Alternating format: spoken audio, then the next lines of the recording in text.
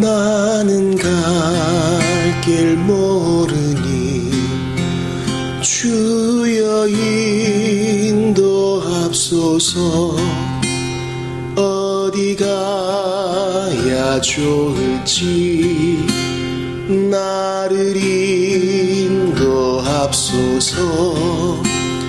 어디 가야 좋을지 나를 인도하소서. 아무것도 모르니 나를 가르치소서. 어찌해야 좋을지 나를 가르치소서. 어찌해야 좋을지 나를 가르치소서. 아기가 죄 어리니 나를 도와주소서. 힘도 없고 약하니 나를 도와주소서. 힘도 없고 약하니 나를 도와주소서. 마음이 심히 슬프니 나를 위로하소서. 의지 없이 다니니 나를 위로하소서. 의지 없이 다니니 나를 위로하소서.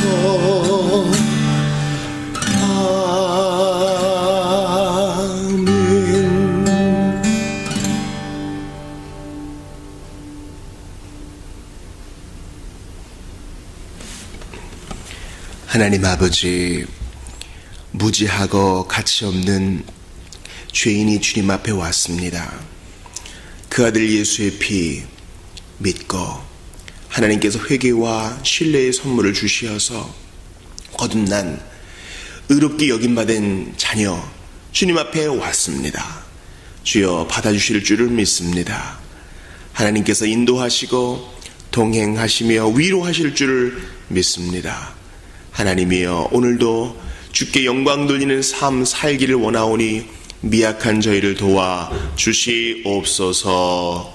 하나님께서 오늘 이 새벽에 로마서 말씀을 가르쳐 주옵시고 또한 이 말씀을 붙들고 기도하는 모든 형제와 자매를 한 가지로 위로하시사 이전에는 병자처럼 지냈지만 이제는 군사처럼 맹위를 떨칠 수 있도록 복음의 용사 삼아 주옵소서. 이 아침에 드리는 기도에 응답하실 주님을 기다리고 또 기대합니다. 주 예수님의 이름으로 기도하옵나이다. 아멘. 하나님 말씀 로마서 15장입니다.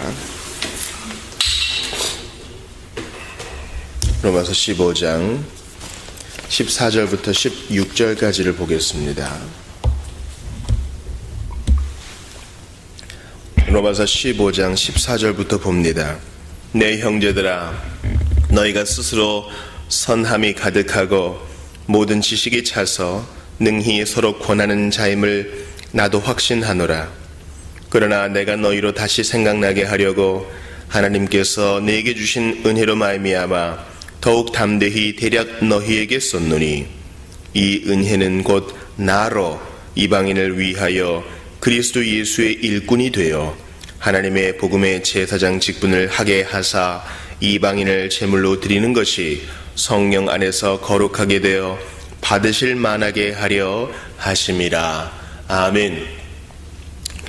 우리는 어제 로마서 15장 13절까지 보므로 로마서의 본론을 다 끝냈습니다. 로마서의 서론과 본론까지 끝내고 이제 결론을 보게 된다고 생각하니 참 150회가 넘는 강해를 통해서 하나님이 얼마나 은혜를 주셨는가 또 생각을 하게 됩니다.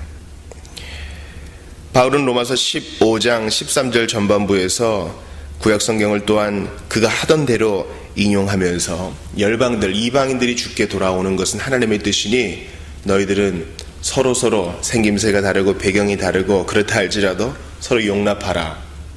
형제를 받아주라 라고 권면합니다. 그리고 그는 로마 교인들을 축복합니다. 바로 소망의 하나님이 너희에게 소망 넘치게 해주시기를 원한다. 지금은 우리가 여러 가지 장벽에 쌓여 있지만 그 장벽 걷어질 그날 소망합니다. 하나님께서 상을 주실 그날 소망합니다. 예수님을 얼굴과 얼굴을 맞대고 볼 그날 소망합니다. 지금보다 더 좋아지고 영원한 기쁨이 계속되는 것 소망합니다. 소망은요, 우리가 살아있다는 증거입니다. 이 소망이 더욱 넘치게 해달라는 기도와 함께 바울은 이제 결론 14절을 시작하는 겁니다. 로마서의 결론은 이제 15장 14절부터 마지막 16장까지인데요. 끝까지인데요. 여러모로 이 서론과 비슷한 부분이 많습니다. 서론에서 마찬가지로 바울은 이 결론부에서 자신의 그 여행 계획을 얘기하고요. 기도를 요청하고 또 긴 문안 인사를 합니다. 그런데 특별히 오늘 본문에 그 14절에 보면은 형제들을 좀 칭찬하잖아요. 내 형제들아 너희가 스스로 선함이 가득하고 모든 지식에 차서 능히 서로 고난한 자임을 나도 확신하노라. 이 말은 내가 너희에게 이런 좋은 것들이 있는 것을 나도 확신한다는 것은 이미 다른 사람도 그렇게 알고 있다는 거예요. 그런데 이런 칭찬을 로마서 1장 8절에서 합니다. 먼저 내가 예수 그리스도로 말미암아 너희 모든 사람에 관하여 내 하나님께 감사함은 너희 믿음이 온 세상에 전파됨이로다. 온 세상. 상당히 이제 과장법을 쓰고 있죠. 또 당시에는 로마를 중심으로 한 세상이 전부인 줄 알았으니까요. 바울은 이렇게 결론을 시작하면서 자신의 본래 편지 쓴 목적을 향하여 나아가고 있습니다. 그런데 바로 목적 본론에 들어가지 않고요. 먼저 이 수신자들을 다시 한번 격려해요. 여태까지 복음에 대해서 길게 들었잖아요. 우리는 본성상 죄인이라는 것, 진노의 자식이라는 것을 배우고 그리스도의 탁월함과 의롭게 하시는 그분에 대해 배우고 이제 그것을 어떻게 적용해야 되는지를 배우고요. 또 그 중간에 이스라엘과 이방인들의 관계에 대해서도 배우고요. 이제 복음을 다시 한번 설명하기를 원한다. 바로 15절에 말한 것처럼 복음을 전파하기 원한다라는 서론의 얘기가 다시 한번 반복되죠. 바울이 지금 그렇게 했어요. 그러는 와중에 처음의 취지, 즉 이들과 한 번도 만난 적이 없지만 이들의 영적 교통 먼저 세우고 서로 교제를 쌓아가서 이들이 나를 스페인으로 파송해 주기를 원한다는 그 바울의 본래 목적이 잊혀지면 안 되니까 다시 이 이야기를 반복합니다. 그런데 이제 사람과의 관계에 있어서 여러분 무조건 본론부터 얘기하는 게 좋지 않을 때가 많아요. 단도직입적인 게 항상 지혜로운 건 아니에요. 그래서 바울은 먼저 자신이 들었던 정보에 근거하여 정말 로마 교인들을 칭찬하고 자신의 본론에 들어가고자 하는 겁니다. 어떻게 칭찬합니까? 이건 아부가 아니에요. 믿음의 소문. 즉 너희 믿음이 온 세상에 전파된 내용이 무엇이냐? 14절을 다시 보니까요. 선함이 가득하고요. 또 지식이 차고 또 능히 서로 권하는 자이다. 이 세 가지를 얘기해요. 선함이 가득하다. 에베소 2장 10절에서는 이 선함이 우리 구원의 목적이라고 얘기합니다. 우리는 그가 만드신 바라 그리스도 예수 안에서 선한 일을 위하여 지으심을 받은 자니 이 일은 하나님이 전에 예비하사 우리로 그 가운데서 행하게 하려 하심이니라. 우리는 이 선한 일을 위해 구원받았는데 창조함을 받았는데 로마 교인들이 그 목적을 잘 이루고 있다는 거죠. 그러니까 스스로 선함이 가득하고 이 말은 그들의 그 자발적인 은사가 참 넘친다는 겁니다. 두 번째, 로마 교인들의 특징은 모든 지식이 찼다라는 거예요. 현대 사회는 진리에 대한 헌신이 포기되어지는 사회입니다. 그래서 많은 사람들이 고백은 좀 번지르르한데요, 알맹이가 좀 부족한 경우가 많아요. 성경 통독을 해본 성도들이 아주 극소수란 거 아세요? 이건 신학생들도 마찬가지예요. 책은 좀 읽을지 모르겠어요. 근데 성경 자체에 대한 지식이 너무 부족해요. 지식이 부족하면, 즉 영적 지식이 부족하면 서서히 죽어갑니다. 또 세속화됩니다. 우리는 하나님을 뜨겁게 사랑하는 사람들이에요. 근데 그 사랑은요, 반드시 눈물을 흘리고 찬양을 크게 부르는 것만으로 표현되어서는 안 되고 진리에 대한 헌신으로 표현되어야 합니다. 왜냐하면 예수님께서는 당신님의 말씀을 듣지 않는 자들을 엄히 책망하셨거든요. 그리고 그 발 아래에 앉아 말씀을 경청하는 자를 칭찬하셨습니다. 진리가 너희를 자유케 하리라 했어요. 그런데 로마 교인들은 이러한 진리에 대한 헌신에 있어서 참으로 좋은 점수를 받았다는 겁니다. 또한 모든 선함이 가득하고 지식이 가득 차서 능히 서로 권하는 자래요. 여기서 권한다라는 말은요, 지체의 잘못을 고쳐주기 위해서 기꺼이 훈계한다는 것을 얘기합니다. 능히 서로 권한다, 즉 그렇게 하시지요, 이 수준을 넘어가는 거예요. 그렇게 되면 안 됩니다, 그건 죄입니다, 이렇게 지적해 주는 거예요. 이거 사실 어려운 일입니다. 사도행전 20장 31절에 이 권면, 로마서 15장 14절에 나와 있는 서로 권하는 자에 대한 같은 뜻의 말이 나와 있어요. 그것은 훈계라 그랬죠. 20장 31절 들어보세요. 그러므로 여러분이 일깨어 내가 3년이나 밤낮 쉬지 않고 눈물로 각 사람을 훈계하는 것을 기억하라. 이 훈계는 뭡니까? 왜 믿지를 못합니까? 왜 같은 죄에 계속 빠져 있습니까? 왜 믿는 자답게 살지 못합니까? 이것은 보다 적극적인 것을 말해요. 근데 로마 교회는 이런 성품들이 아주 잘 개발되어 있었던 것 같아요. 그러니까 이제 강한 자와 약한 자 문제도 있었겠죠. 자, 로마 교회는 너희 믿음이 온 세상에 다 전파되었는데 그 믿음의 내용은 선함이 스스로 가득하고 또 모든 지식에 충만하고, 그래서 서로 능히 훈계하고 권면하는 그런 복된 교회 관계, 활력이 있는 교회 관계. 내가 이미 다 듣고 있다. 그러니 실체를 참 보면 어떻겠느냐. 참 바울이 기대하면서 그들을 칭찬합니다. 이게 바로 복된 교회의 표지죠. 참된 그리스도인의 모습임과 동시에 선함이 가득하고 또 지식이 충만해가지고 서로를 권면하는. 여러분, 서로 터치 안 하면 편해요. 서로 권면하지 않고 훈계하지 않고 좋은 게 좋은 거야 둥글게 넘어가면 이렇게 고름은 안 짜내고 계속 소독만 하는 거예요. 계속 밴드만 붙이는 거예요. 나중에 큰일 납니다. 마찬가지예요. 자잘한 훈계들을 처음에 듣고 서로 권면하고 형들은 그러면 안 돼요. 집사님, 그건 옳은 게 아닌 것 같습니다. 목사님, 오늘 그 본문에 대한 적용은 약간 좀 의구심이 듭니다. 이렇게 서로 인격적으로 권면하는 가운데 교회가 자라나는 것이지 조용한 소음 없는 교회가 마냥 다 좋은 것은 아니에요. 인격적인 권면이 있어야 돼요. 그래서 15절을 보세요. 그러나 내가 너희로 다시 생각나게 하려고 하나님께서 내게 주신 은혜로 말미암아 더욱 담대히 대략 너희에게 썼노니. 그렇습니다. 바울은 로마서 서론에서 이미 이 이야기를 했습니다. 사도로서 하나님께서 주신 것, 이 복음을 너희에게 상술하기 원한다 얘기했고, 결론에서도 그 얘기를 하고 있죠. 너희 잘하고 있어!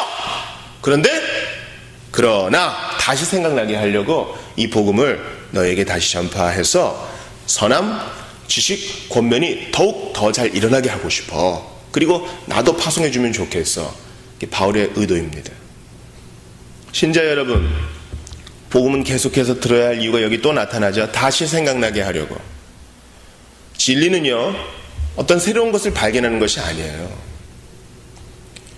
이 1810년경에 베를린 대학이 시작함으로 이제 근대 대학이 이제 형성되었는데, 새로운 근대 대학은요, 리서치, 그러니까 새로운 것을 발표하는 것, 이 연구 중심이에요. 그러나 그 이전의 대학은 진리, 불변하는 진리에 대한 탐색이 그 목적이었습니다. 그러므로 뭔가 새로운 것을 얘기하는 게 신학이 아닙니다. 복음 진리는 옛 것을 다시 한번 느끼고 옛 것을 다시 한번 받아들이고 듣는데 다시 불이 일어나는 거예요. 우리는 얼마나 망각의 존재예요. 저도 토타스크립타를 2번째 진행하고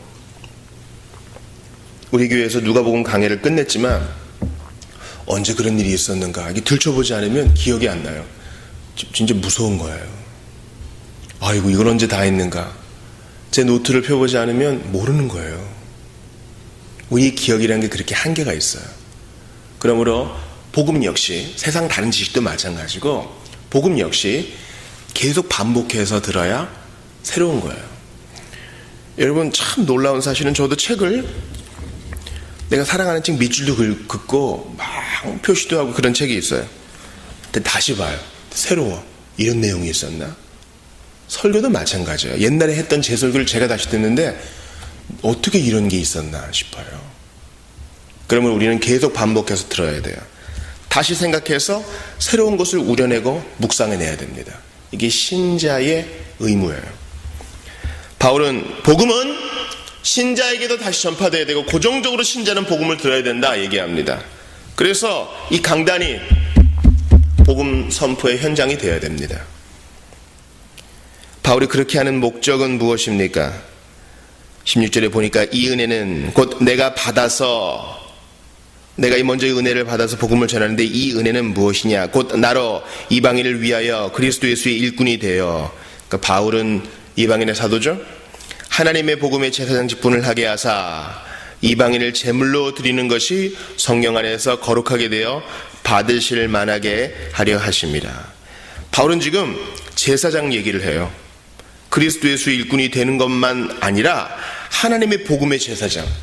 제사장은 지금 구약의 개념 아닌가? 지금 바울이 얘기하는 제사장은 속죄 제사를 대신 드리고 성전을 지키는 그런 사람이 아니라요. 바로 복음을 듣고 복음 선포를 해가지고 이방인들이 거듭나요. 하나님의 사람이 된다고요. 그럼 그 사람이 또 예배하겠죠? 또 그 사람이 제사장 직분을 하겠죠? 그렇게 복음을 들은 사람이 하나님께 드려지는 것, 그런 개념으로 자신을 복음의 제사장이다 얘기합니다. 이사야 마지막 장에 보니까 이런 개념이 나와 있어요. 19, 20절을 들어보시죠. 내가 그들 가운데에서 징조를 세워서 그들 가운데에서 도피한 자를 열어놔라. 곧 다시스와 뿔과 활을 당기는 룻과 및 두발과 야완과 곧 나의 명성을 듣지도 못하고 나의 영광을 보지도 못한 먼 섬들로 보내리니 그들이 나의 영광을 문나라에 전파하리라. 나의 여호와가 말하노라. 지금 이제 여러 이방인들이 나오죠. 이스라엘 자손이 예물을 깨끗한 그릇에 담아 여호와의 집에 드린 같이 그들이 이방인들이 너희 모든 형제를 뭇 나라에서 나의 성산 예루살렘으로 말과 수레와 교자와 노새와 낙타에 태워다가 여호와께 예물로 드릴 것이요. 그러니까 이방인들이 너희 모든 형제를, 다른 이들을 하나님께 예물로 드린다는 거예요. 이건 인신제사한 것이 아닙니다. 그들도 우리처럼 말씀 듣고 거듭나서 하나님께 몸을 드리는 자로 바친다는 겁니다. 우리 그 로마서 12장 1절에서 배웠잖아요. 너희 몸을 하나님이 기뻐하시는 거룩한 산제사로 드리라. 우리가 제사장이요 우리 자신이 제물인 거예요. 즉 바울은 26절 얘기 통해 무엇을 가르치고 싶은 거예요? 복음 선포하는 자가 바로 영적 제사장이다라는 겁니다. 여러분 구약의 제사장은 close, 이제 끝났어요. 이제 믿는 모든 신자는 다 영적 제사장의 직무를 해요. 하나님께 어떤 매개체 없이 스스로 예배하고요 복음을 전합니다. 그래서 듣고 회개하는 사람을 하나님께 드려요. 하나님 영광 받으시죠. 그렇게 드려진 사람은 또 자기도 영적 제사장이 돼서 내가 했던 일을 합니다. 끊임없는 생산과 재생산입니다. 하나님 나라의 원리입니다. 말씀이 필요한 세상에 복음을 선포하는 제사장, 이게 나의 일이다. 바울은 얘기합니다. 그리고 이건 우리의 일이에요. 구약시대에 중요한 세 가지 직분이 있어요. 제사장과 선지자와 왕입니다. 이것이 각각의 직분이지만 이것이 통합된 한 인물이 메시아이지요. 그는 한 인물이지만, 예수 그리스도는 한 인물이지만 왕이시요 제사장이시요 선지자이십니다. 예수님은 선지자로서 말씀을 전파하시고 가르치시고, 제사장으로서 하나님과 예배하시고 우리를 하나님과 화해하게 하시고, 왕으로서 우리를 다스리십니다. 부족함이 없어요. 사울 왕은 실패했습니다. 위대한 제사장, 첫 제사장 아론도 그 아들과 함께 실패했지요. 위대한 선지자 엘리야도 낭망해서 죽여달라 그러지 않았어요?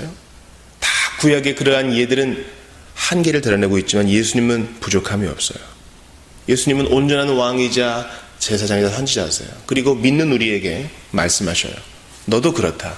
나를 따라오는 너도 세상 속에서 왕과 제사장과 선지자의 직분을 다해야 된다. 너의 가정을 잘 다스리는 왕이 되어라. 그리고 세상에 하나님 말씀을 전파하는 영적 선지자가 되어라. 그리고 이방인을 예물로 하나님께 드리는 영적 제사장이 되어라. 그들을 하나님과 화해시키고 그들의 몸을 하나님께 드리게 하여라. 이게 우리의 일이에요. 바울의 일만이 아닙니다. 사랑하는 여러분, 자신의 몸을 제물로 드린 예수 그리스도 생각하세요.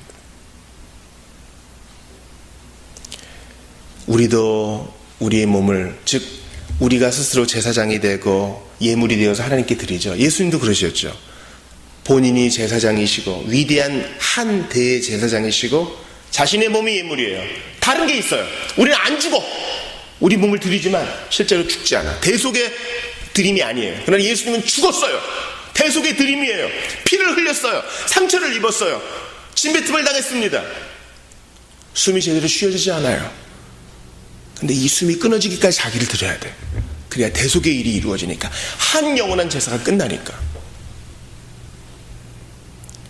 기억하세요. 바울과 우리가 영적 제사장의 직분을 조금이라도 취할 수 있다는 것은 바로 예수께서 위대한 대제사장으로서 또한 하나님의 어린 양으로서 자기를 들이시되 죽기까지 들으셨다는 사실. 마지막 피 한 방울 나를 위해 흘렸네. 바로 그 일을 허락하셨기에 우리는 오늘도 세상을 향해 영적 제사장의 직분을 감당할 수 있는 겁니다. 여러분께 도전합니다. 그렇다면 여러분은 자신의 몸을 하나님께 드리고 있습니까? 또 다른 이들이 하나님께 자신의 몸을 드릴 수 있도록 형제를 권면하고 자매를 존경하고 믿지 않는 자들에게 복음을 전합니까? 중요한 거예요. 그리고 그들을 위해 기도합니까? 아무개 예수 믿게 해달라고, 저렇게 살다가 영원히 꺼지지 않을 불에 들어가지 않게 해달라고 기도합니까? 그리고 그 일을 잘하게 해달라고 나 자신을 또 드립니까? 사랑하는 여러분, 나는 이것을 안다, 이것을 깨달았다로 끝나면 안 됩니다. 우리 자신을 끊임없이 하나님께 드리는, 또 다른 이도 드리게 하는 제사장의 직무를 잘 감당하시기 바랍니다. 기도합시다. 하나님 아버지, 선함과 지식과 서로 권면에 있어서 정말 훌륭한 본이 되었던 로마 교인들도 복음을 들어야 할 필요가 있었으니 저희도 꾸준히 복음에 귀 기울이게 하여 주시옵소서. 주님, 정말 영적 제사장의 직무를 잘 감당하기 원합니다. 복음 선포함에 있어 부끄러움이 없게 하시고 다른 이들이 몸을 드릴 수 있도록 도와주고 나도 그리할 수 있도록 도와주소서. 이 일이 가능할 수 있도록 먼저 자신을 드리되 죽기까지 드리신 예수님을 잊지 않게 도와주시고 오늘도 험한 세파 가운데 저희를 보호하여 주시옵소서. 예수님 이름으로 기도합니다. 아멘. 개인 기도하시다가 돌아가시기 바랍니다.